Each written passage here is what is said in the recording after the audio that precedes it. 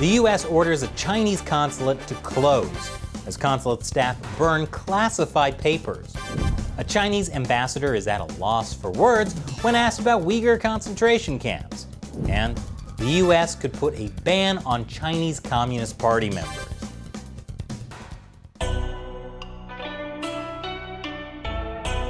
Welcome to China Uncensored. I'm Chris Chappell. So, people knew something was up when an unusual number of fire trucks showed up outside the Chinese consulate in Houston, Texas this week. Since it is Texas, my first thought was the Chinese consulate was having an outdoor barbecue. But it was much less fun than that. Consulate staff were burning classified documents. Reports of someone burning classified documents at the Chinese consulate. A source tells us the consulate is being evicted by 4 p.m. this Friday. Neighbors called 911 saying they spotted someone burning those documents in the courtyard, but when Houston firefighters arrived, they were not allowed on the property. Obviously, the burning question here is, what happened to the consulate's paper shredders? But after the document burning, it was confirmed that the U.S. is ordering the Chinese consulate in Houston to close. A State Department spokeswoman said China was asked to close the Houston consulate, quote, in order to protect American intellectual property and Americans' private information, but did not give specifics. I have a feeling that we may never get all of the specifics, at least not officially. But Senator Marco Rubio, chairman of the Senate Intelligence Committee, said the Chinese consulate in Houston was not a true diplomatic facility, but the central node of the Communist Party's vast network of spies and influence operations in the U.S. U.S. law enforcement officials also compiled a document of investigations linked to the Houston consulate. Those include attempts to steal research, to recruit researchers to steal research, and to try to force Chinese citizens whom the Chinese government has deemed as wanted fugitives to return to China. According to David R. Stilwell, the Assistant Secretary of State for East Asian and Pacific Affairs, China's attempted scientific thefts in the United States had accelerated over the last 6 months and could be related to efforts to develop a vaccine for the coronavirus. The U.S. Justice Department has also accused Chinese hackers of trying to steal research on what could become a cure for the coronavirus. You know, the coronavirus.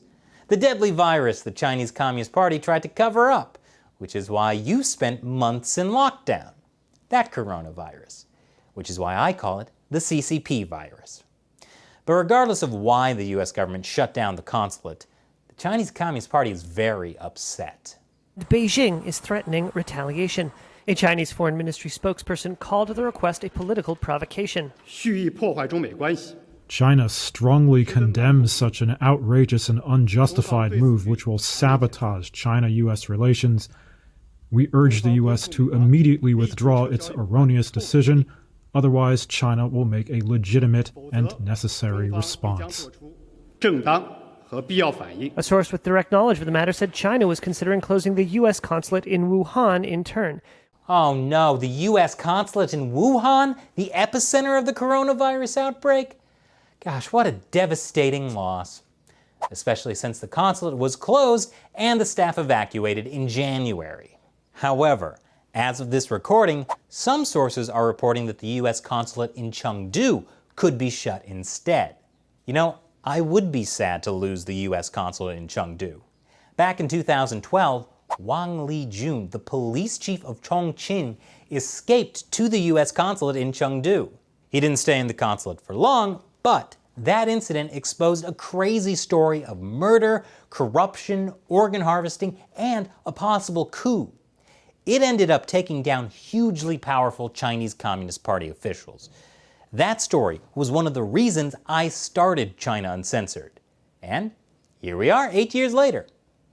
But even without their consulate in Houston, China still has 4 consulates in San Francisco, Los Angeles, New York, and Chicago, as well as an embassy in D.C. Speaking of Chinese consulates, the one in San Francisco is apparently harboring a military-linked fugitive scientist. U.S. federal prosecutors have accused the scientist, Tang Juan, of visa fraud for concealing her links to the People's Liberation Army on her visa application.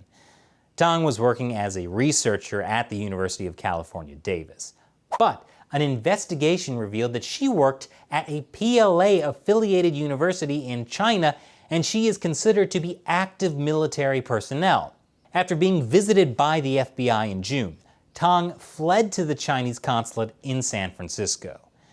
You know, I'm starting to wonder what goes on at these consulates. Of course, closing the Houston consulate is just part of the Trump administration ramping up pressure on the Chinese Communist Party. Or, as the New York Times calls it, a blanket anti-China message to appeal to his supporters in recent weeks. Wow, someone must be trying hard to get back into China. But yes, the desperate election bid included blacklisting 11 more Chinese companies that are using Uyghur slave labor or were conducting genetic analyses used to further the repression of Uyghurs and other Muslim minorities. It's been called halal organ harvesting, which has absolutely ruined the halal food carts for me. Thank you. But the US pressure on China doesn't stop there. The House voted to ban TikTok on federal devices, mainly because Bernie Sanders' account was getting really painful. And we'll have more China news headlines after the break. Stay tuned.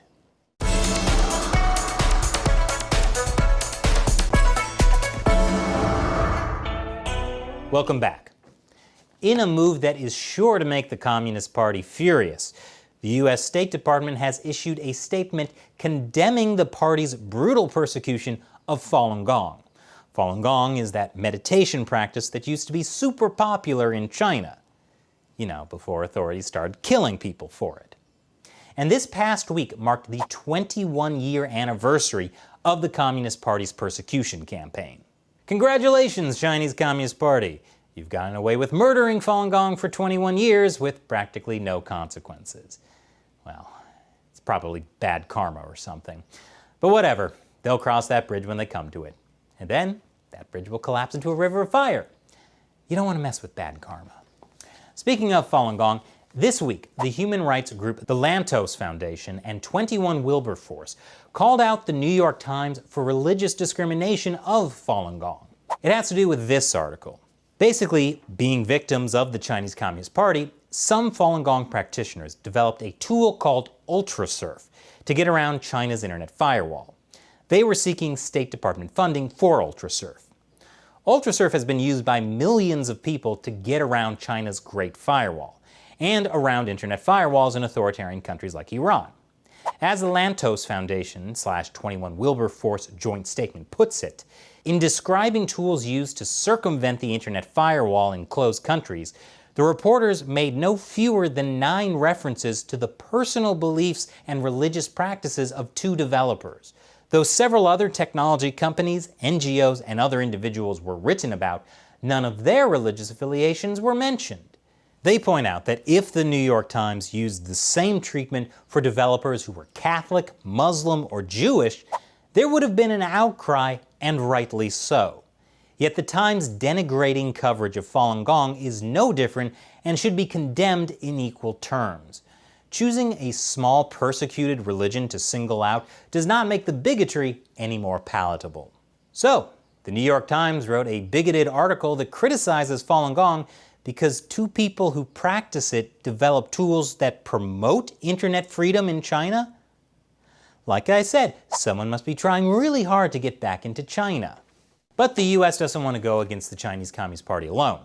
This week, Secretary of State Mike Pompeo traveled to the UK, where he met with Prime Minister, British Donald Trump.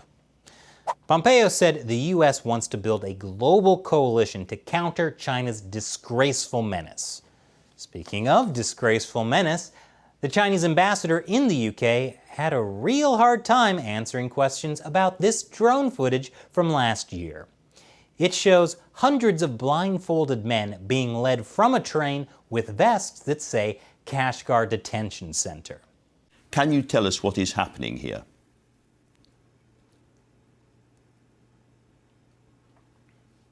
Uncomfortable silence, you say.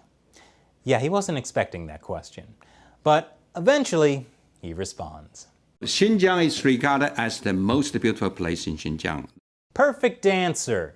Surely there's no possible retort. Ambassador, that is not beautiful coverage. Lousy, no good British. What about the Opium Wars?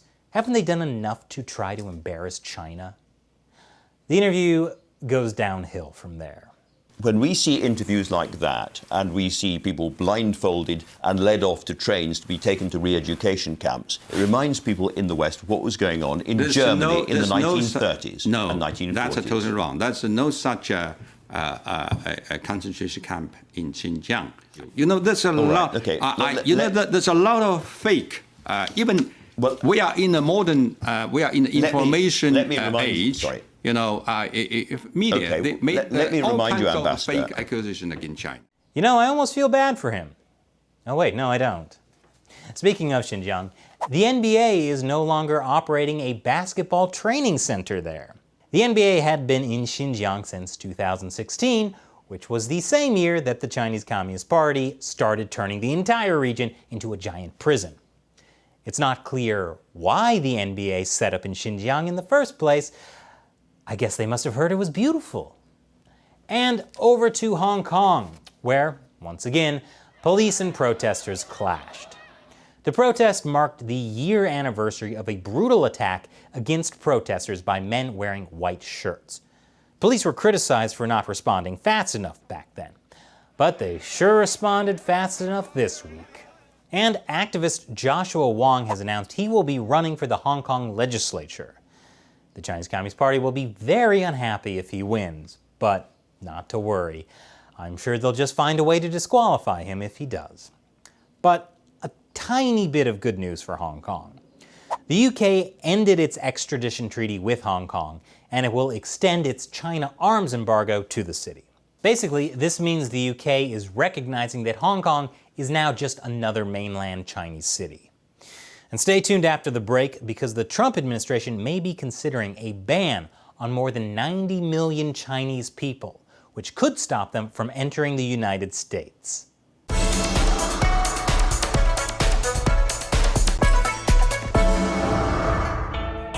Welcome back to China Uncensored. I'm Chris Chappell. The US and China are in Cold War II, and shots have been fired. Not actual shots since it's a Cold War, but the Trump administration is considering a huge new escalation, making this Cold War hotter or colder. I'm really not sure what the right language is. Anyway, roll clip. The Trump administration is weighing a possible travel ban on all members of the Chinese Communist Party and their families. If implemented, such a ban would go beyond upper echelons of the party. It would deny visas to tens of millions of Chinese citizens down to the party's rank and file. The source says U.S. officials are also considering whether to ban Communist Party members' children from attending American universities. Now, this is huge if true. The Communist Party elite have been sending their families and their money to the US and other Western countries for years. In fact, Chinese leader Xi Jinping's daughter, Xi Mingzi, went to Harvard. Okay, she didn't go to Harvard at age 6. There just aren't any confirmed photos of Xi Mingzi as an adult. She could look like this for all we know. Let's hope not, for her sake.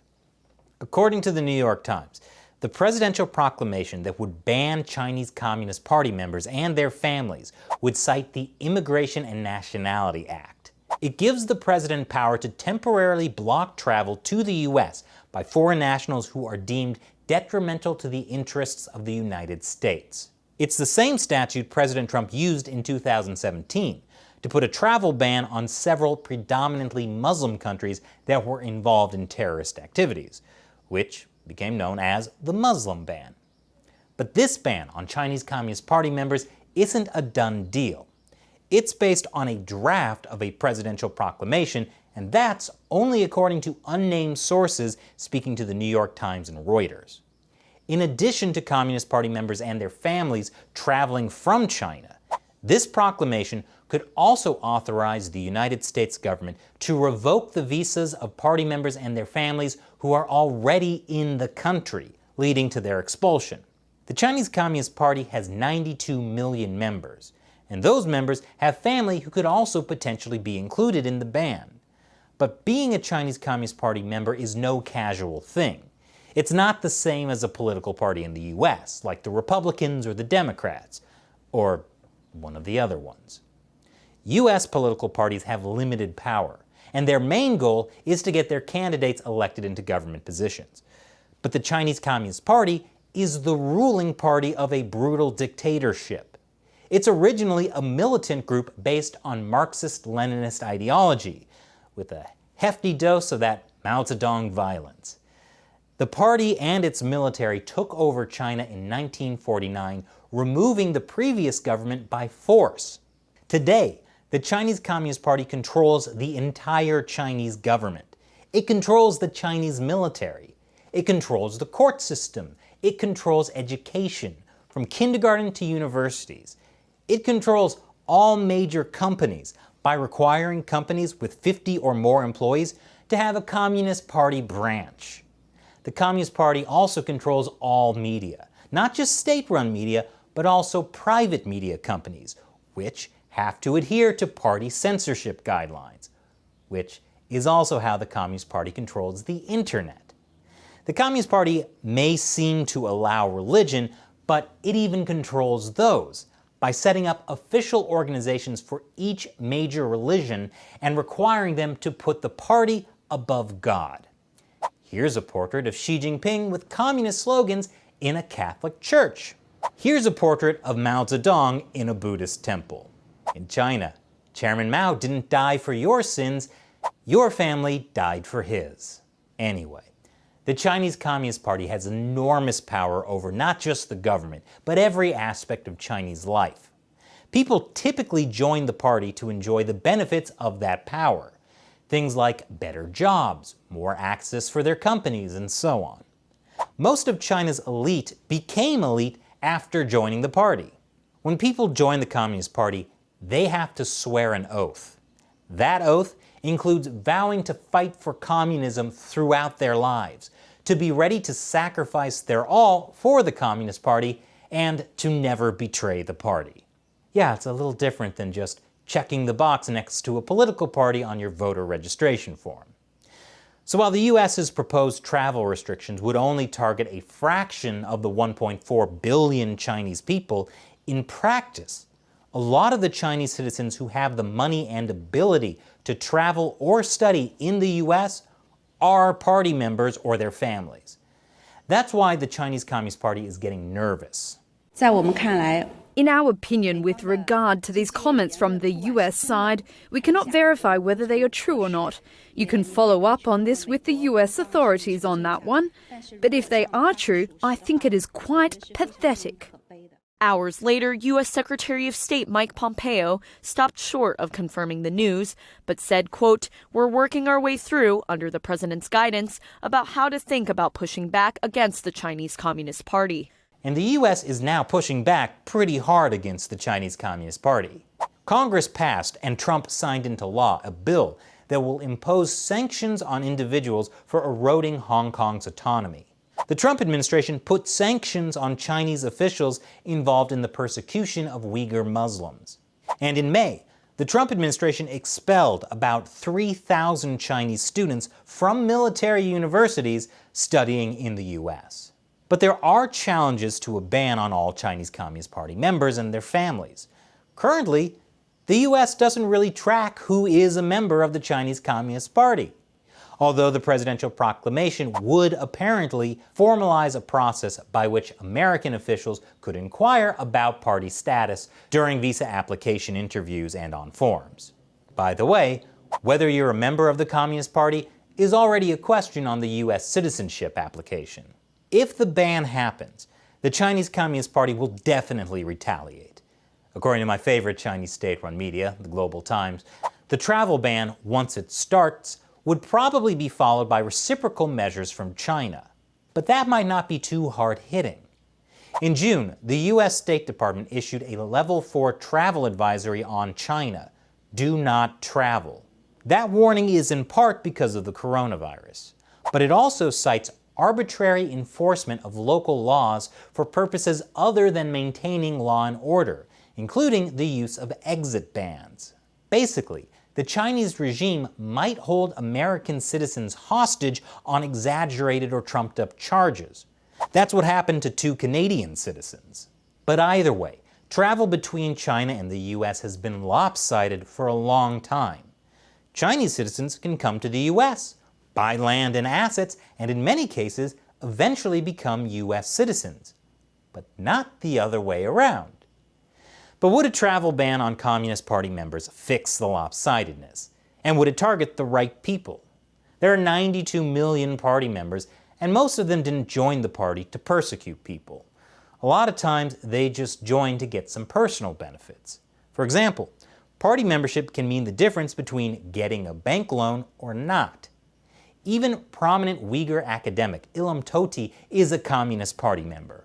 Would he be banned from coming to the U.S.? I mean, if he weren't currently serving a life sentence for separatism. But again, the potential ban on Chinese Communist Party members isn't necessarily going to happen. U.S. officials continue to debate a variety of formulations for banning Chinese travel to the United States, short of barring all party members, such as targeting only the 25 members of the ruling Politburo and their families. That would be a much narrower ban that would affect the ruling communist elite, but not the average communist elite. Basically, what it comes down to is this. The Chinese Communist Party is a foreign power that is openly hostile to the United States. It always has been. What can the U.S. do about that? For years, the Chinese Communist Party has employed what are called short-of-war tactics. We've seen that in the South China Sea. Basically, the Chinese Communist Party has been able to gobble up the region piece by piece because it believed the U.S. wouldn't actually go to war to stop it. And over the years, the Chinese Communist Party has managed to slowly infiltrate institutions like the United Nations, steal billions of dollars worth of U.S. intellectual property, and also freely wage genocidal campaigns against Uyghurs, Tibetans, and Falun Gong practitioners. But now, the Chinese Communist Party is actually scared. You can tell by a statement made by Wang Yi, China's foreign minister. He said, "Some say that China-U.S. relations will not be able to return to its past, but that should not mean ignoring the history altogether and starting all over again, let alone impractical decoupling." In other words, he's saying, please, whatever you do, don't decouple the U.S. economy from China, because that would lead to the downfall of the Chinese Communist Party. And Trump has said even that's on the table. So now might be a good time to quit the Chinese Communist Party. And that's it for this week on China Uncensored. I'm Chris Chappell. See you next time.